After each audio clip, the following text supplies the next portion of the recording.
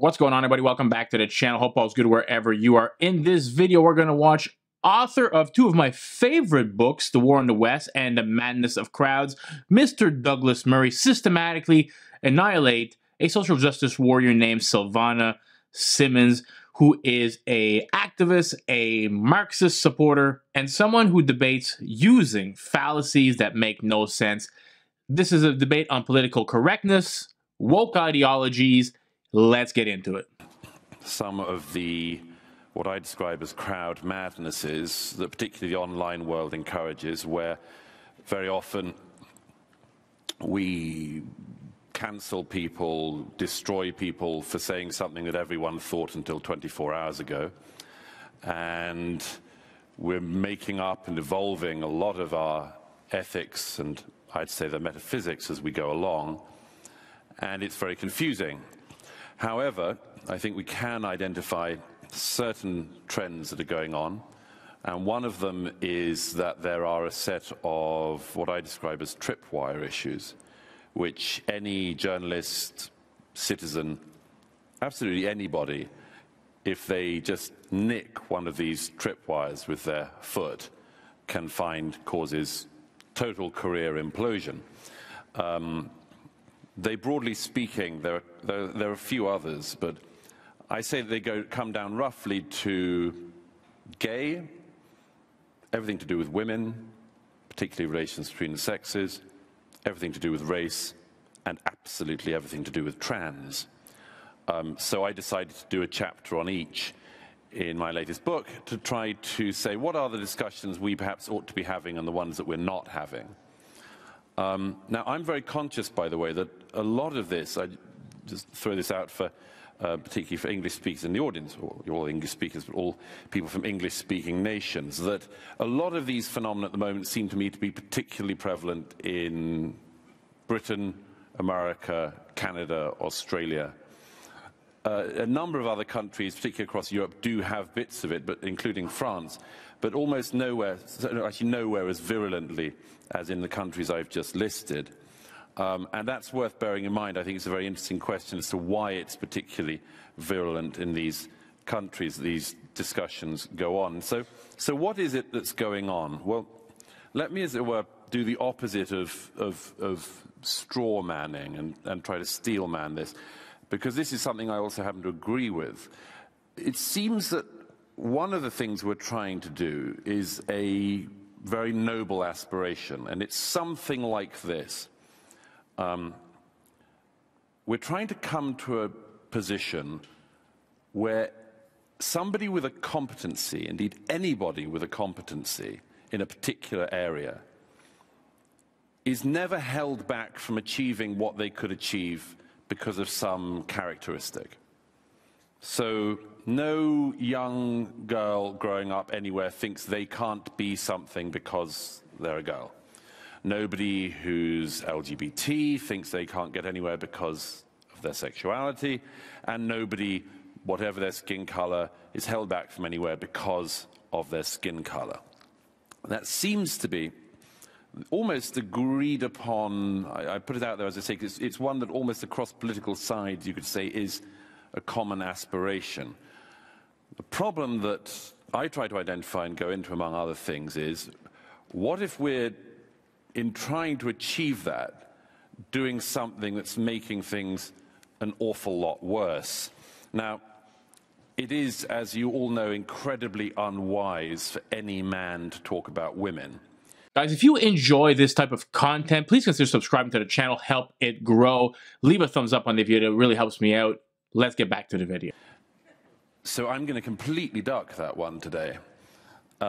It's extremely unwise to talk about race if you have my skin color, so I'm also going to duck that one. And let me today just focus on the one crampon that I have on the edifice of social justice, which is the G bit in LGBT. And I'm going to treat myself to showing you an example of what I think is going on, which is very unwise in the media, just on this area. Now, let me give you, I'm going to give you a couple of examples of what I would describe as an overcorrection that's happening in the media on this issue, as I would argue in others as well. And I'm going to focus on two news organizations quickly, the BBC and the New York Times. I'm not singling them out for any reason other than that they are very prominent news organizations with well-deserved international reputations. One weekend in 2018 on the BBC's website, the front page news website and the BBC, one of the top stories was that the diver Tom Daley had felt inferior about his sexuality, but that it had given him motivation to succeed. This was one of the top stories on the website. It was 5 years after Daley had come out, and just underneath that was news that a tsunami in Indonesia had killed at least 800 people.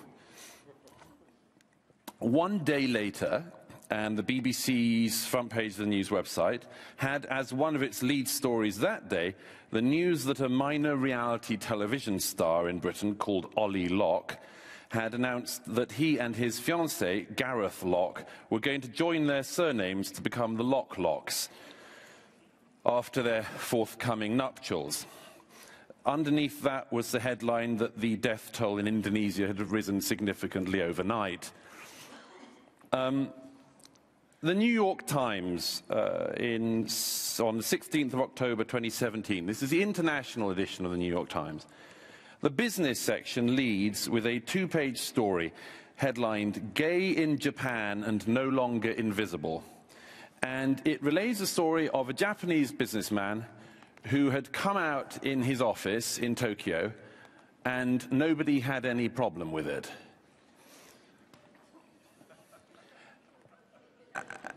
And what's more, as the story went on to say, Japan isn't a very homophobic society.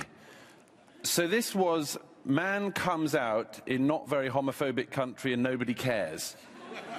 But that was the 2 pages of lead news story in the New York Times. If you turned to the culture section in the New York Times that day, there was a picture of 2 men dancing, and it was the news that the New York City Ballet had decided to turn one of the female roles into a male role so that 2 men were dancing together, and it had a massive news story about what an incredible breakthrough this was in the obviously previously very virulently heterosexual world of ballet. So, but for some reason we have fallen, and we can get into why perhaps, into this very strange fragmented view of society which fragments along these very specific lines. And I'm going to finish because I'm conscious of the clock, but I just wanted to finish by saying this. What if all of this isn't making things better?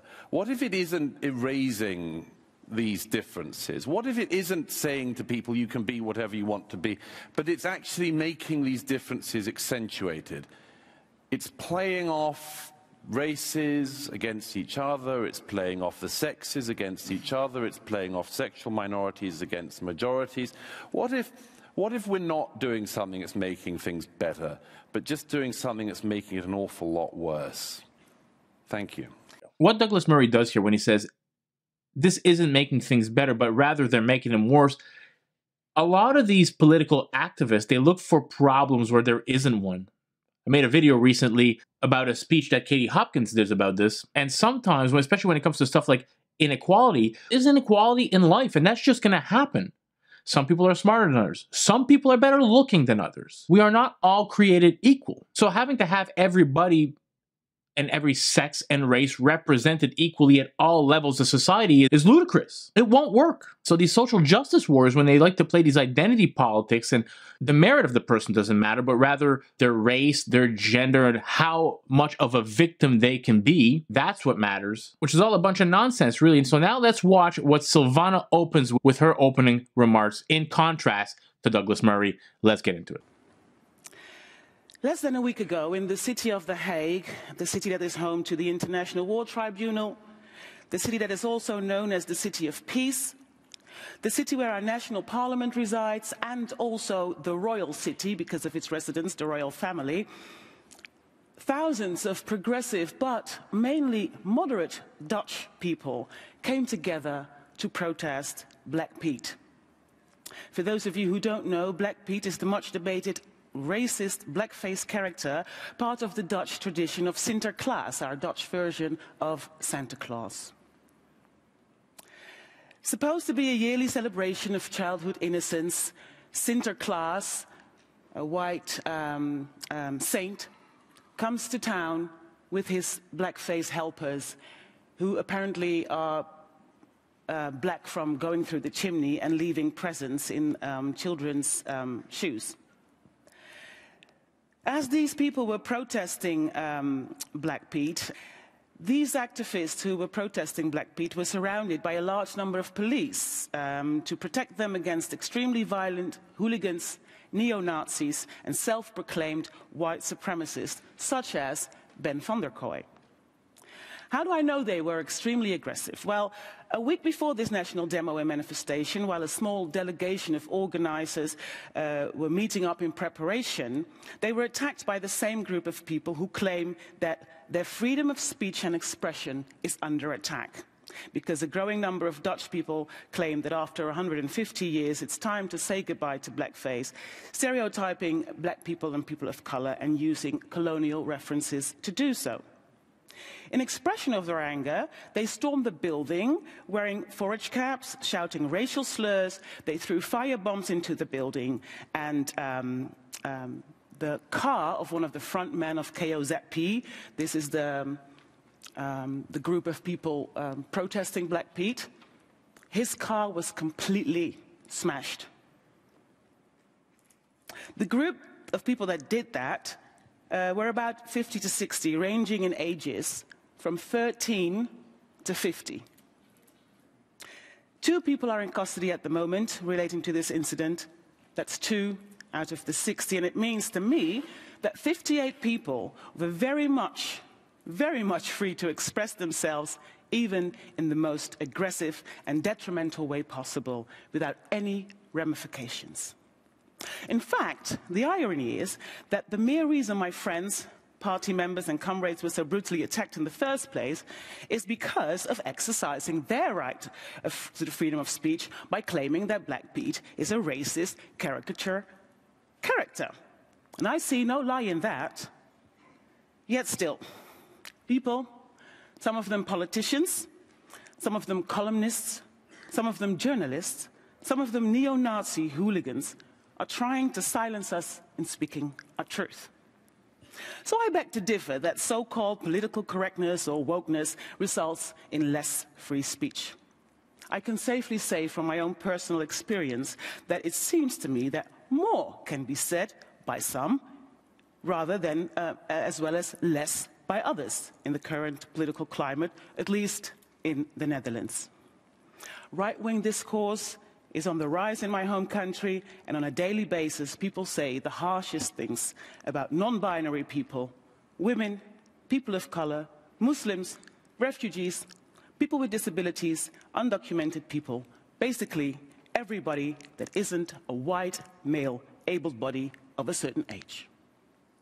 2 decades ago, this was unthinkable, or at least it would have been considered improper or just insulting. Issues like racial profiling by police, for example, are justified right now as a necessary evil, rather than recognizing its structural racism.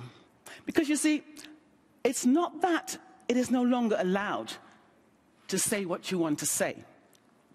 It's about being held accountable for what one says, taking responsibility for the words and the language that one uses. One has to be aware that words are not neutral, that they have histories and connotations, and one just cannot ignore that.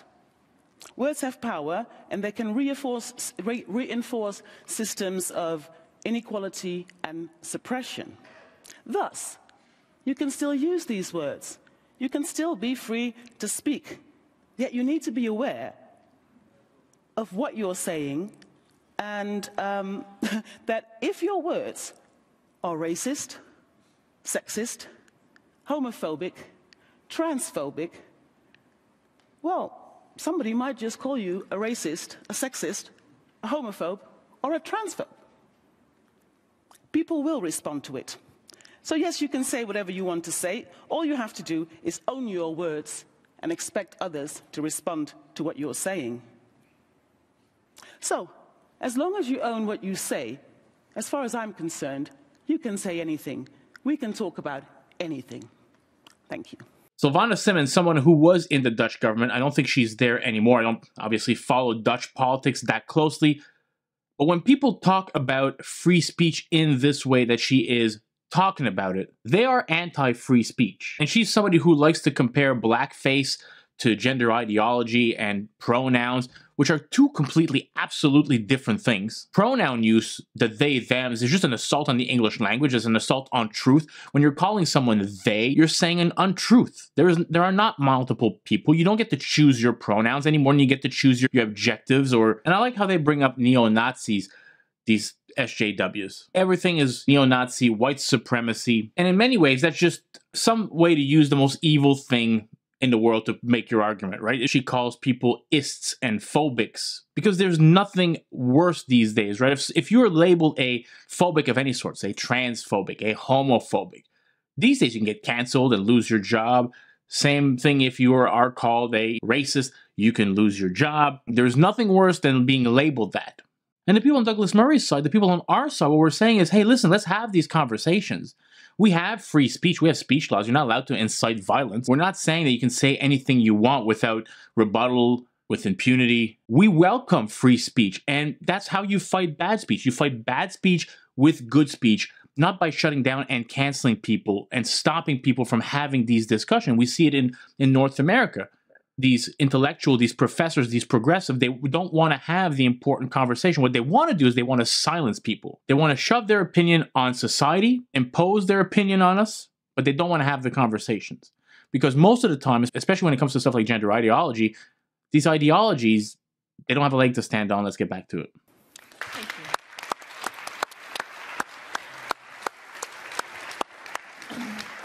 Thank you both very much. I think listening to both of you and looking at your work, what comes across to me is whether the struggle for rights, be they gay or gender, LGBT, whether the battle has been won or not, because many feel that they need to keep shouting, pushing with language, because they feel, for example, there is not equality in whatever sphere it is that we might want to talk about. So that could be gay rights, that could be women's rights, that could be racial justice.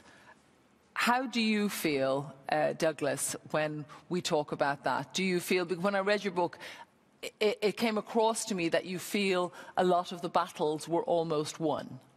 Well, I do. I use this analogy that in many of these areas, it's been my experience in my adult life that it's looked like watching a train reaching the desired destination, that is, at the station of equality. And as it draws in, suddenly getting ahead of steam, shooting off down the tracks, off the tracks, and scattering people in its wake.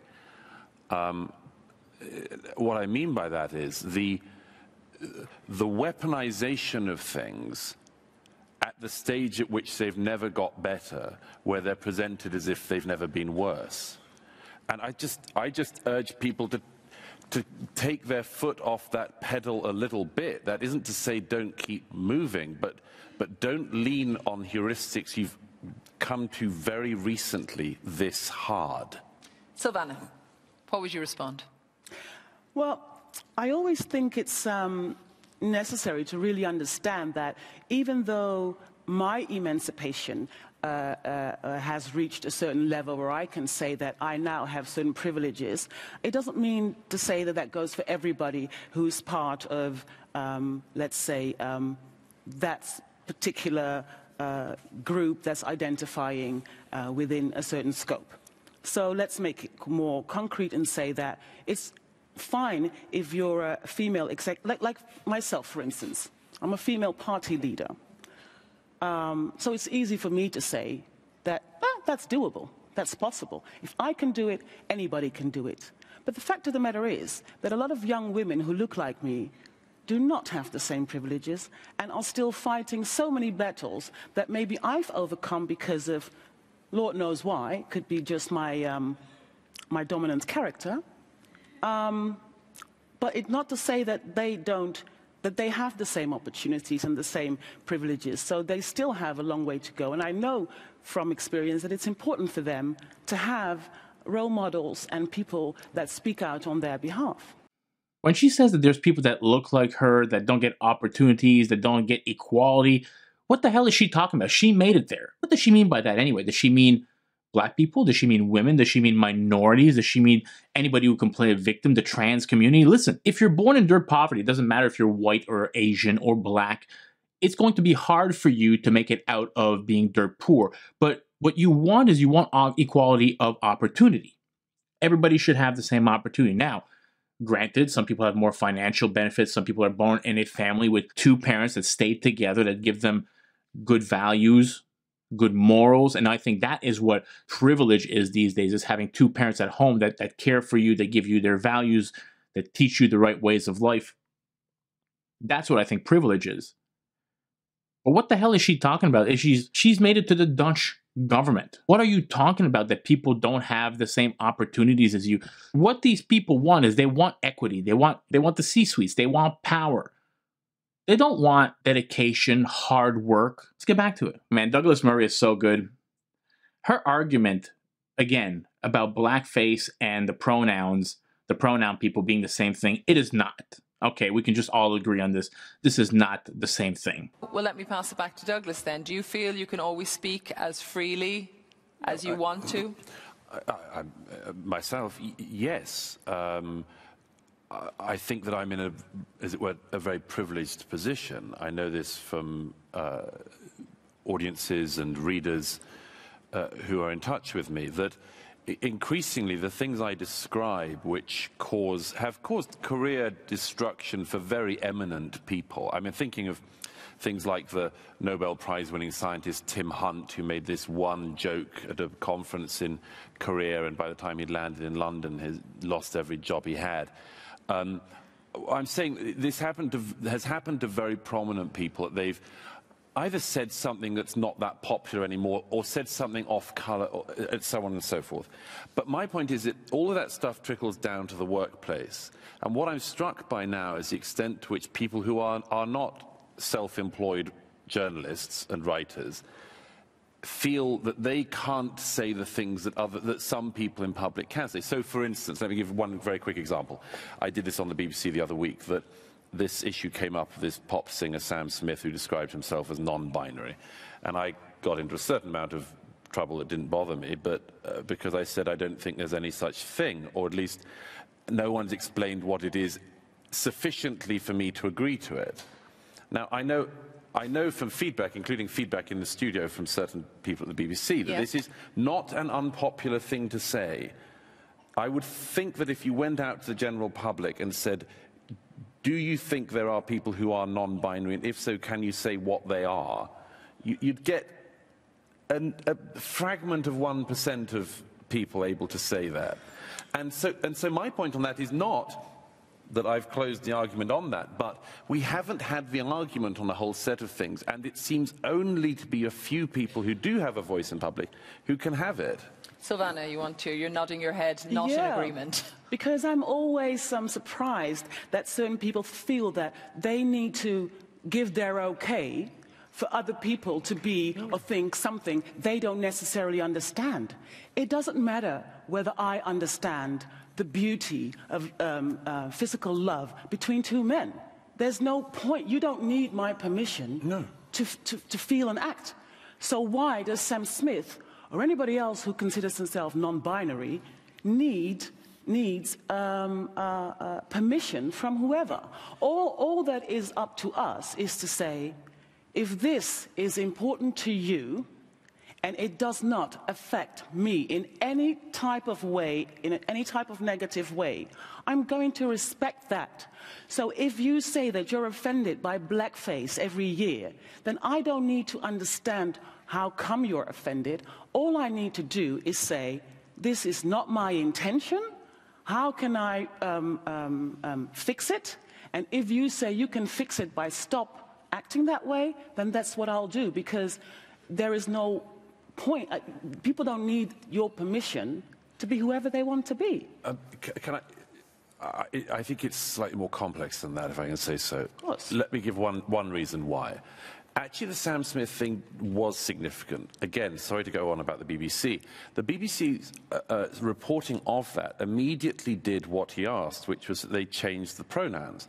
And some people think this isn't a big thing. Some of us do get a bit stuck on this. My point was simply that if you haven't actually had this out in public, you haven't actually discussed much of it, it's a bit strange that a major news organization would slip into saying exactly what a person had asked themselves to be described as simply because they had asked for it. Sounds like respect to me. It's not nothing more, nothing less. It's not the same thing as respect because it's something which we haven't had out. He himself said, I don't know what it means to be non-binary. So my suggestion was he should go away and think about it. And in the meantime, we shouldn't all mutilate the language to fit around him. Why? If I come on this stage and I say to you, I would prefer for you to call me Mr. Simons, why is it a problem to you to just give me that respect? But well, I'm afraid that because I care about the language, I didn't particularly want to say they was very good in their performance last night. Well, I'm not going to do it. I don't particularly care if you're a grown man and you want to present yourself as a woman in the world, or you're a woman, you want to present yourself as a man in the world, you want to wear a dress. I don't care. I really don't. You want to dress up as a cat? You want to pretend to be one of those cat people? I don't care. I really don't. I care about the laws. I care about the children in society and how this stuff is getting into our school. But you as a unique man or woman in the world, what you want to do doesn't really bother me. But it does bother me when we start to change language, when language starts to matter. Now in Canada and the US, some places are becoming law that you can fine for saying the wrong pronouns, which calling a biological man she should never be a law. If you want to do it because you want to do it, you want to refer to a man as she, that's fine. But your truth as a trans person is not the truth. Just because you woke up one morning and decided that you were a biological man, now you wanted to present as a woman, I'm fine with it. But if you're a grown man in a dress and a beard, I am not going to call you she. But I will call you by your name. I respect everybody. I call people by their name. I will not use the pronouns. I won't. But I'll call you by your name and I will treat you very respectfully. Not using a pronoun is not a sign of disrespect. We have different beliefs, but we can all be treated equally and with dignity and respect. There's no problem here. I would not personally go out and purposely try to offend somebody and use the wrong pronoun, but I would use their names. Look, listen, it is what it is. We don't have to all believe the same things. I believe what Douglas Murray here is saying, and people are saying, wow, he's so smart for saying that. And granted, he is a very smart man, but what he's saying is just common sense. What he's saying is what everybody thought was true up until 15 minutes ago. Let's get back to the video. I'm worried that we tell little lies and we get used to little lies and then we tell bigger ones. I think it's a lie to pretend that biology doesn't matter. I think it's unwise to pass those things through always simply because of courtesy. Courtesy, I happen to agree, is one of the bedrocks of society. It's very important to be courteous, but that's not... Courtesy has a limit, and the limit is when it makes courtesy. people... I used the word respect, and there's a big difference between courtesy and respect. Respect is what we absolutely need in order to live together on this planet as a diverse society, something that is hard to accept for certain people, but we are a diverse society. What we see happening is new perspectives coming in. New people saying we want to have our seat at the table because we can either represent ourselves or, as myself, have been given the mandate to represent certain groups of people. Now, those same people who for decades, if not hundreds of years, have been the dominant factor in deciding what is on the table are afraid. I do understand. I don't understand what they're afraid of. I think I do, but I'd like to hear from them. And also, I don't understand why it is of such importance to them that other people emancipate in the way they think is best. If I may just put one thing on the end of that. On the diversity issue, I entirely agree, of course. I mean, our societies are trying to cope with a very swift increase in diversity of the kind that we've been There's talking about. always been diversity. There's like always this. been diversity. There's always been black people, Asian people, people of different gender, people of different sexual preferences. Of course, there's been some. Always have been around. Just one at a time, though, so we can. Of course, there's been some, but I'm saying not like this, and we are struggling with it. And I would suggest there's a useful lesson for speech in this from a very good book by the Danish journalist Flemming Rose, who wrote a book called The Tyranny of Silence a few years ago. And he made a point that I think is just worth us bearing in mind, which is, he said, in his view, that there were only two ways you could go with dealing with an increasingly diverse society. You, broadly speaking, had the choice of limiting speech or having to get people used to the fact there'd be more speech than they'd ever been used to before. And of the two, the latter, despite how painful it is far more preferable. I think the interesting thing about the whole issue of offence is not the problem with the claiming of offence is that it is not that it is obviously sometimes people. A lot of the time people say things that are offensive. It happens to most of us every day.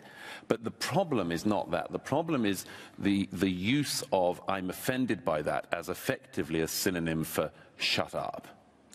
That is commonplace, and that just needs some pushing back. My suggestion, for going from what somebody said at Vox a little while ago, was why don't we try to start working out, as an interim measure, listening to each other's words and trying to hear them honestly. But why don't we start thinking about what we say and what we do before? Why don't we start there? Why don't we take responsibility for the things we say and do before we offend people? But my suggestion is, I say, that if we could do this, if we could practice it across lines, it would mean that we try to listen to other people in the spirit of generosity. And what we're doing at the moment is deliberately listening to people in the hope that there is something underneath the words that we can work out and we can... So my suggestion is just start with that. But I'm so glad you raised it because it's the single most unaddressed question in our society that needs addressing. I think one of the problems that this community doesn't understand is that they say, well, it's just a matter of respect. Respect for me is my default. I respect everybody right off the bat. No matter what, you get respect. What you do after that is you can get more or less. But I treat everybody with respect. That's my default setting. But I think as a society, when we start doing that and we start to tell little lies, right? We tell little untruth. Oh, she, they, Caesar. But all these little lies, when they compound, and this is what we're horrible at doing as conservatives, is oh, it's just this little thing, it's just this thing, we'll give them this little thing, we'll give them this. And then next thing, it just snowballs into a bigger thing, and then next thing, language doesn't matter. And when you use pronouns for people, you're using it to convey truth, you're using it to generally talk about people when they're not there, and if it's one man that's not there, and you're calling him they and them, you're conveying an untruth to somebody. And the truth matters in our society more than ever right now. And let's face it, they talk about Sam Smith or any person. He says, well, I don't know really what it means to be non-binary. And no grown man knows what it is to feel like a woman anyway. You'll never have a period. You'll never be able to give birth to anybody. You will never know as a biological man what it's like to feel like a woman. The same way you'll never know as a woman what it feels like to walk around with a bunch of testosterone in your body and be a grown man. And men have duties to protect and to provide. We're built different. And she says respect, and this doesn't mean that people can't be treated with dignity and fairly and with respect in every shapes of life. But the fact that this community wants us to believe that a grown man can all of a sudden say, oh, I'm a woman, is nonsense. And what Douglas Murray is just saying here, again, I'll say it again, is something that was true up until 15 minutes ago. The whole world believed it. And now all of a sudden, men can be women, can be men. Women are losing their spaces, which is a big issue. Laws are changing. Another big issue is being taught in school. Another big issue. Gender affirming children, cutting off parts, doing double mastectomies to 13-year-old girls, castrating young boys. Big issue. I swear in a decade from now, we're going to look back at this time, maybe 20 years from now, and think, what the hell were we doing to our children, to our society? Where did we go wrong? Anyways, I hope all you guys enjoyed this video. If you did, please smash that thumbs up button. Consider subscribing to the channel. Help it grow. And I'll catch you all in the next video. Peace out, everybody.